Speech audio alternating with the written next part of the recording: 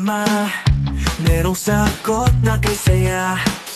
Sa simpleng bagay may diskarte, laging handa pag-thinking everything. Kahit anong hamon, hindi uurong, maski style, tuloy-tuloy lang to. Dito sa vlog, sama ka na, abot ang pangarap basta pwede ka. Maski TV, tara na't makiray, pag-thinking everything, walang imposible.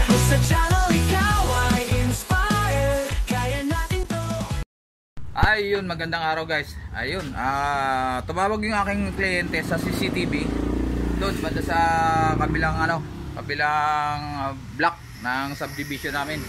So ito yung guys yung kinabitan ko nung siguro mga 4 months ago. Okay na naman, walang problema. Kaso ngayon, nag-extend sila ng media agua, yung parang canopy. Ngayon tumawag kung pwede raw ilipat. So pupuntahan ko guys, siyempre kliyente yan. At titingnan natin kung anong magiging trabaho ang gagawin natin. Ayun guys, samahan niyo ako.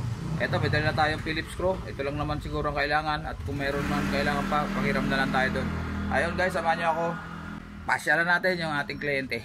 Okay. At tayo, samahan niyo ako guys. Lalakarin na lang natin. Lapit lang naman. May pagbabago dito sa kinabit ko nung nakaraan 5 months ago. So naglagay siya ng panibagong rito, extension nitong bubong, parang media agua. Hindi na makikita yung kanyang gate. So sabi ko maglagay ng panibagong pagpapatungan ng camera. So mag-extend siya rito. Matrabaho patagal pa yon. Sabi niya, paling na lang muna rito yung camera. Kaya lang ang makikita ito lang. Dito lang yung part na to kasi takip So yun yung camera. Pag pinaling ko, dito lang makikita. Ayan, kasi wala sa plano So maglalagay pala siya rito. Dapat simula pa nung kinabit, bago ko to kinabit, dapat nagpalagay na siya dito ng patungan hanggang dito. So dapat naka-extend dito yung pinakang bracket. Ayan, para dito kita tong buong na to. So eto na. Tinanggal nung bago ikabit. Kaya nga natakpan na napingasan na. Oo nga Dito tayo guys sa taas. So tatanggalin natin yung camera na to. At sinabi ko sa may-ari na dito natin sa ilagay sa ilalim.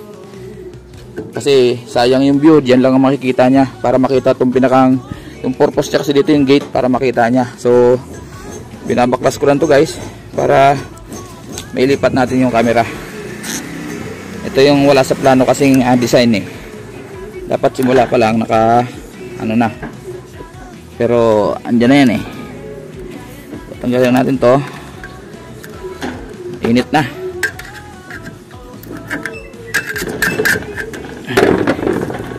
Yan.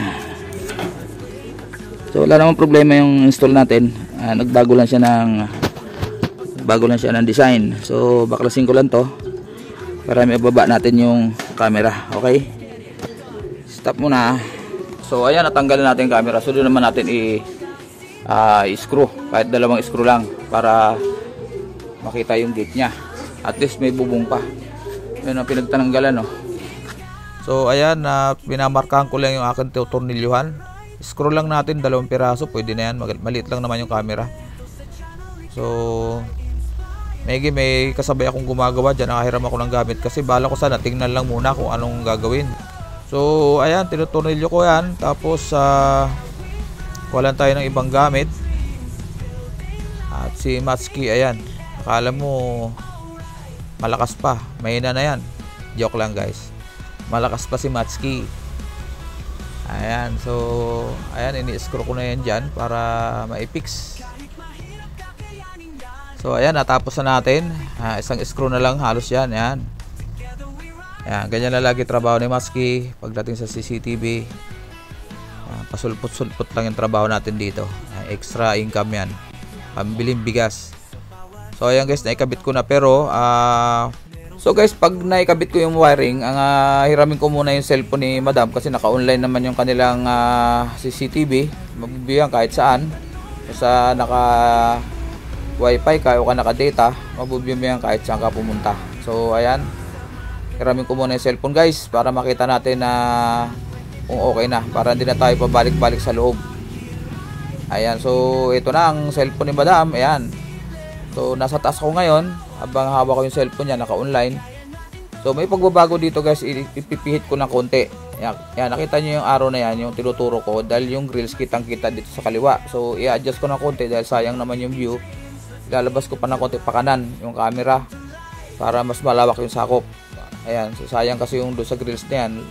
So dito naman tayo guys sa loob ng sala ni Madam para makita natin yung actual dito sa monitor mismo para ma-check natin. So ayan ang pinakang view nung ginawa natin, ilinipat natin camera. So kita pa rin yung grills pero hindi na masyado. So tama-tama lang yan. At least kitang-kita yung gate saka yung dadaan dito sa parting right side niya. So pinapaliwanag ko kay Madam na tama na yan. So, pag tinungo ko pa masyado, medyo pangit na tingnan. So ayan, ang dalawang camera lang to guys, ang kinabit ko nung 4 months ago. At pag dumating daw yung kanyang asawa ay magdadagdag ng dalawa.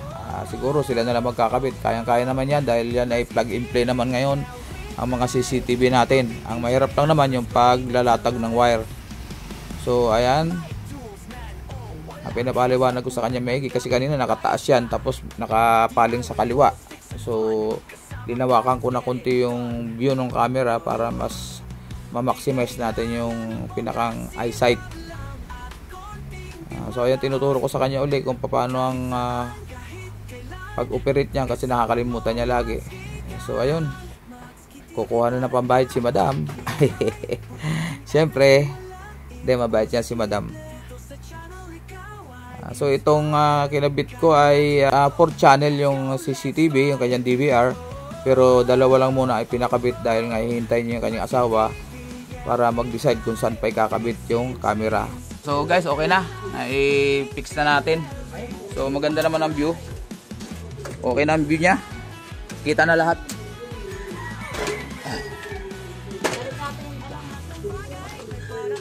Okay.